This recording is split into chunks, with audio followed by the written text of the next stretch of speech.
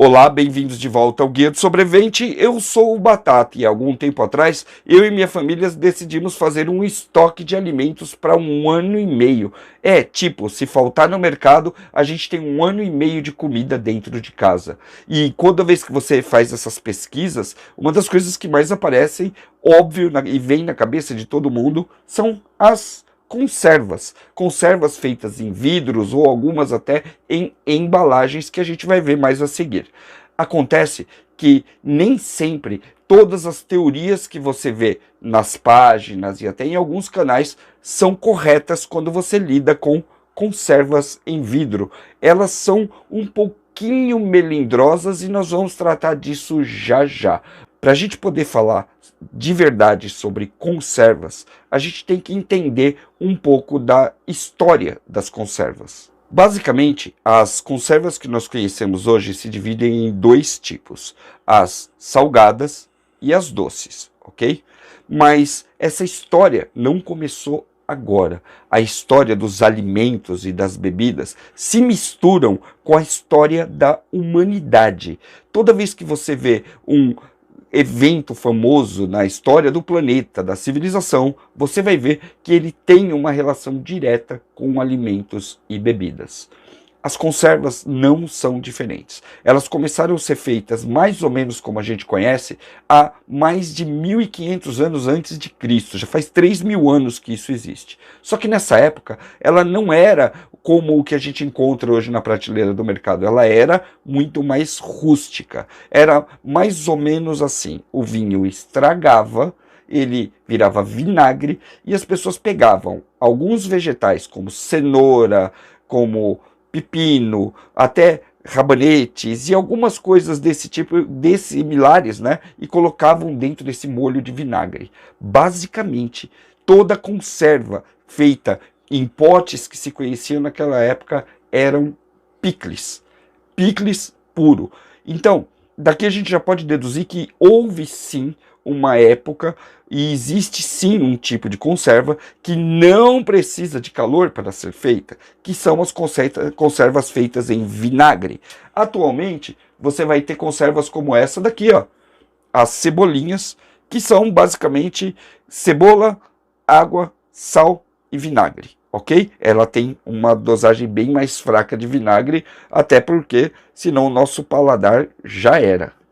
O vinho, quando ele se torna vinagre, ele fica uma coisa muito próxima do aceto balsâmico, por exemplo, que a gente vê hoje. É um vinagre muito forte e não tem como você fazer uma conserva com ele que não pegue totalmente esse gosto. Então, o picles era algo muito forte de se comer, não era tão suave quanto são os picles que a gente encontra hoje. Então, houve uma incrível evolução da humanidade até a gente chegar nisso aqui que a gente conhece hoje, tá? O picles comum. Lá por 1700 e Guaraná com rolha, um francês chamado Nicola criou o processo que nós usamos hoje. E acredite você, desde aquela época até agora, o processo é basicamente o mesmo. Olha só que interessante, o mesmo processo que o Nicola criou para fazer as conservas em vidro, que foram as primeiras de verdade, também é usado para fazer comida enlatada. E por incrível que pareça, a sardinha enlatada foi uma das primeiras comidas em lata a serem criadas. Eu não sei se o Nicola teria tido tanto futuro assim se alguém não tivesse investido pesado no conhecimento que ele tinha acabado de descobrir. Esse cara foi Napoleão Bonaparte. E por que Napoleão fez isso? Para fazer guerra. Como eu disse lá no começo, a história da humanidade está diretamente ligada à história dos alimentos e das bebidas. Os romanos só conseguiram expandir bastante o seu império porque ele conseguia fazer uma conserva lá na Itália e levar essa conserva para todos os lugares onde o império chegava. Sem ter como alimentar as tropas e abastecer as tropas, não tem como você fazer um avanço. E sabendo disso, Napoleão, para alimentar os seus exércitos, investiu pesado na descoberta do senhor Nicola. E assim as comidas em lata se tornaram o que nós conhecemos hoje, o que nós encontramos em todos os lugares. Foi Napoleão que jogou uma grana lá e fez o negócio funcionar. Vocês vão ver que aqui no meu estoque nós temos 2 ou 3 vidros de cada coisa, né? O importante quando você faz um armazenamento desse tipo aqui, de conservas, é que você tenha variedade. Quanto mais variedade você tem, melhor para você. Isso porque os cardápios que são voltados mais para sobrevivência acabam enjoando um pouco. Então, se você abrir um vidro a cada 2, 3 dias, você vai ter ali um extra dentro do seu prato. Então, isso daqui basicamente não conta como uma preparação de peso como a gente fez até agora. Isso daqui é o aditivo. E por que eu estou falando isso? Porque não é todo mundo que consegue fazer esse tipo de armazenamento aqui. Para você ter uma ideia, aonde eu moro, a temperatura aqui fora deve estar em torno dos 40 graus Celsius. 40 graus Celsius diminui demais a vida útil de qualquer uma dessas conservas que vocês estão vendo aqui. Desde as doces feitas em casa até as compradas, enfim, qualquer conserva dessas que você precisa esquentar o alimento e pôr dentro do vidro, acaba tendo uma vida útil muito pequena quando você faz esse tipo de estoque numa região muito quente. Para sanar isso, nós construímos um root cellar. Um root cellar é uma geladeira geotérmica que fica embaixo da terra, ok? Então aqui dentro a temperatura vai ser sempre constante na casa dos 18 até os 12, 13 graus. Isso faz com que todos os vidros fiquem mais ou menos gelados, se mantendo como se eles estivessem, por exemplo, na porta da geladeira da sua casa. A diferença é que o espaço nos permite colocar bastante vidro. E é por isso que você vai ver muito preparador americano da parte norte dos Estados Unidos com estoques como esse daqui, Alasca e outros lugares, e bastante gente na Europa fazendo isso, e vai ver bem menos disso nas partes mais quentes do mundo, ok? A indústria, o método da conserva é igual para todo mundo, só que eles têm mais vantagens porque ela vai durar um pouco mais. Mas qual é essa relação? Por que é importante saber esse prazo na hora que a gente vai fazer o nosso estoque de alimentos aqui na nossa casa?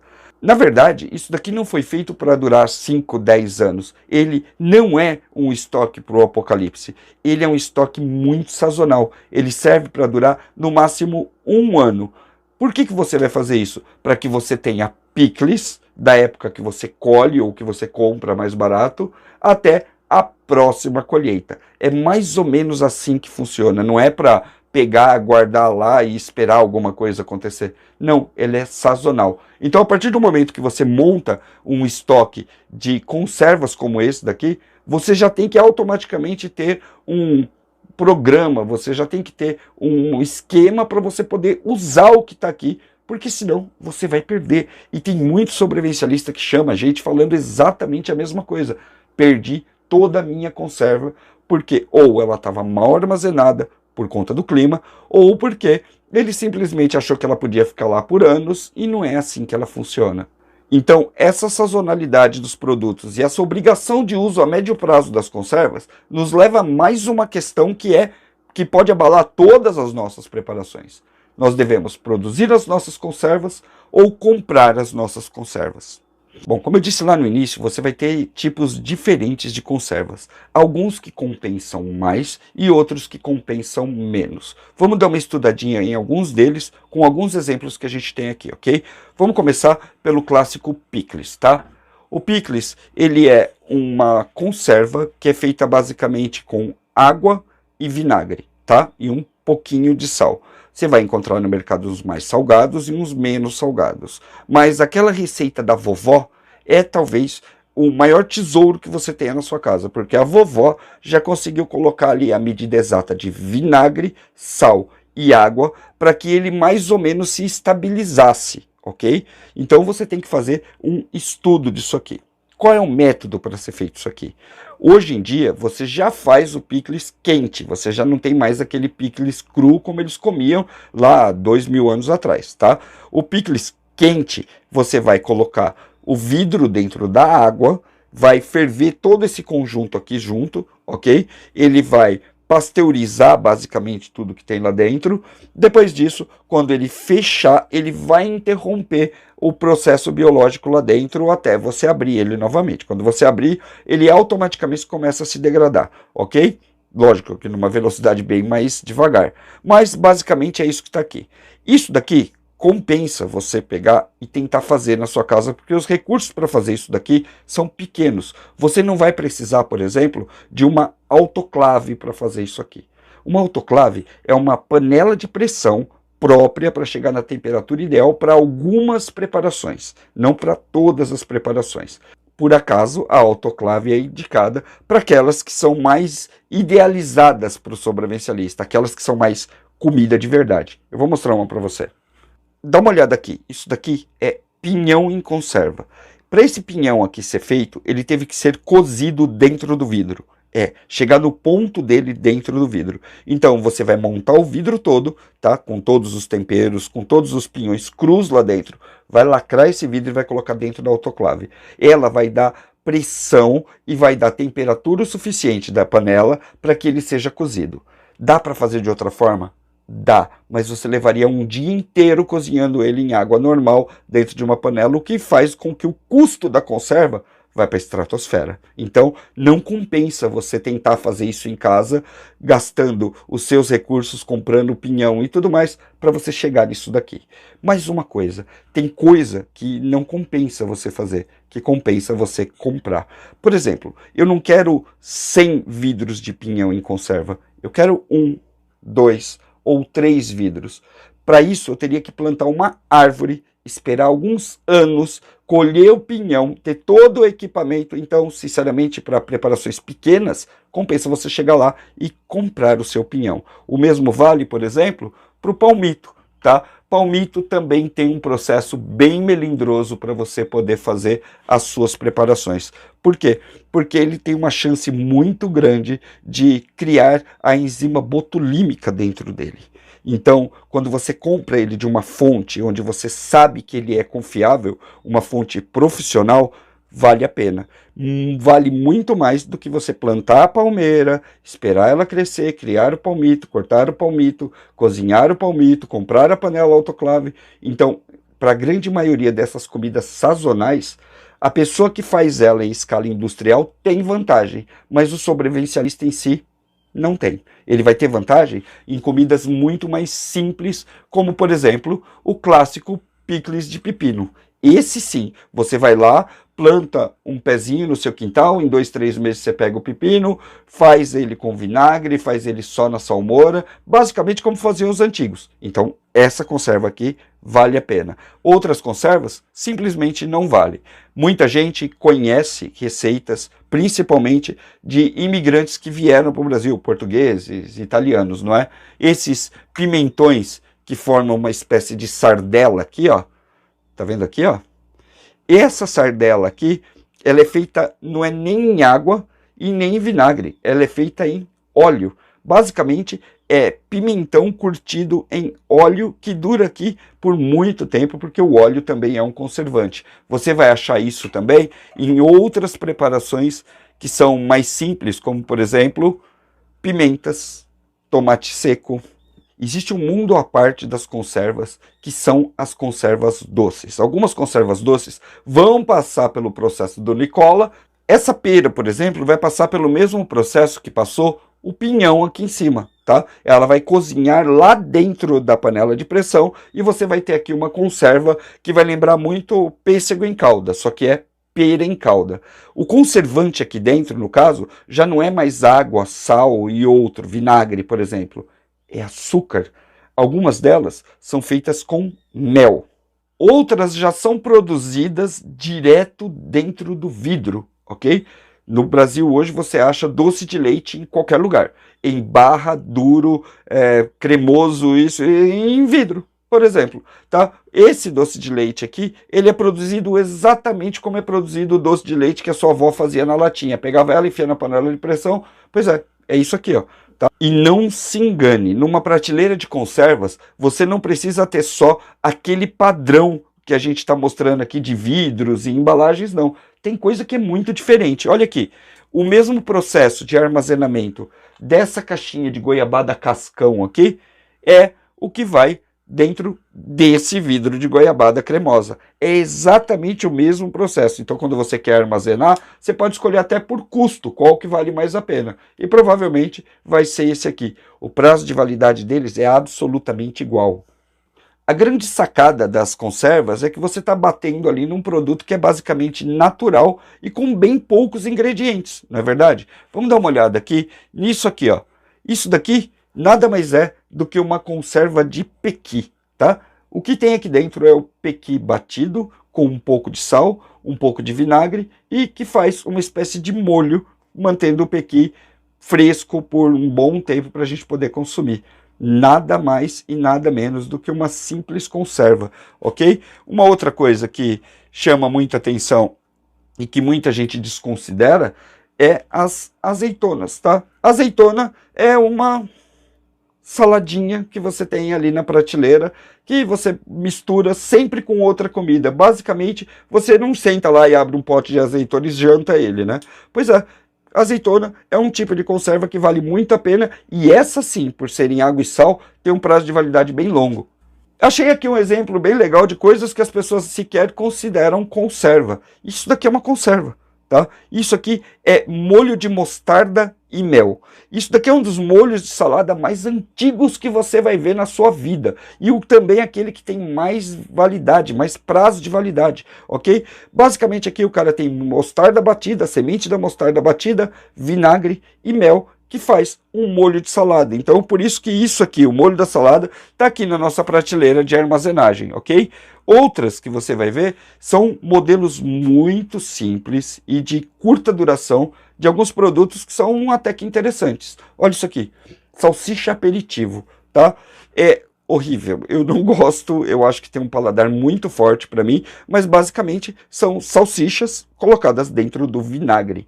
Nesse caso aqui, elas são totalmente diferentes daquelas salsichas que são enlatadas, que são cozidas, branconas e horríveis, mais horríveis que essa ainda, ok? Mas isso daqui é um exemplo, ó, feito numa embalagem de plástico, de uma salsicha que vai durar aí 6 meses dentro das suas preparações. Sim, nós vamos ter um tutorial aqui no canal das conservas mais simples, ok? Então você pode meter o dedinho já no like aí, se inscrever e ativar o sininho para as notificações para você não perder essas receitas, porque vai dar para dar uma boa recheada no seu estoque de comida, ok?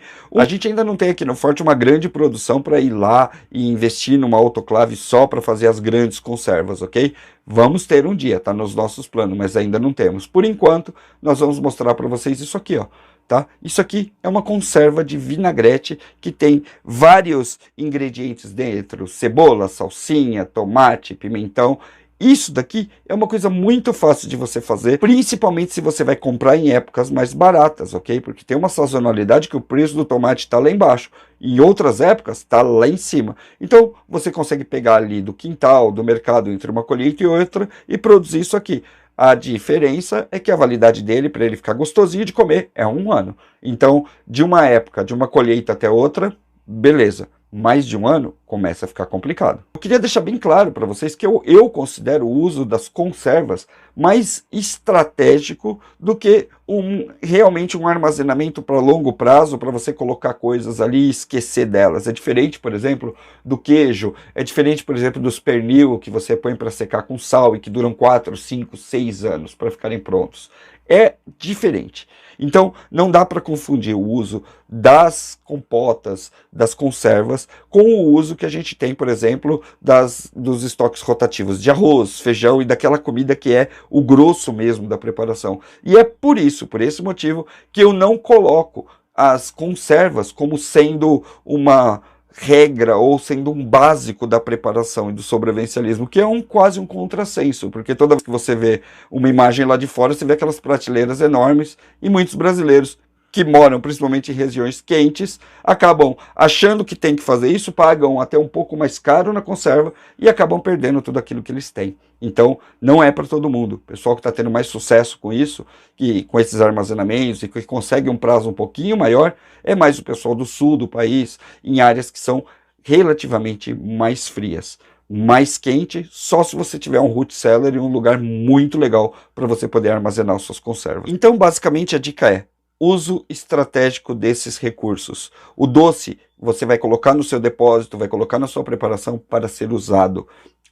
Os vegetais, os legumes, os picles são para serem usados entre uma estação e outra, o que significa que você não precisa fazer grandes estoques, porque ele é literalmente rotativo. Então eu decidi, por exemplo, que eu tenho 4 potes de picles, tá? Mais que suficiente para os maníacos de picles da casa.